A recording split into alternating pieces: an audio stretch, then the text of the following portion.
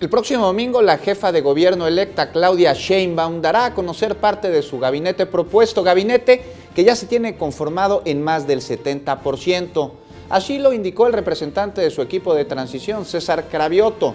Por otro lado, el también coordinador del grupo parlamentario de Morena en la Asamblea Legislativa indicó que las reuniones con los titulares de las diferentes secretarías locales han arrojado resultados positivos, por lo que en cuanto los secretarios propuestos estén listos, se les va a facilitar toda la información para que inicien sus labores. Escuchemos. Eso lo va a dar a conocer ella el domingo, entonces el domingo ella anunció que lo va a dar a conocer, no sé si todo el gabinete o una parte del gabinete, eso ya es decisión de la jefa de gobierno electa.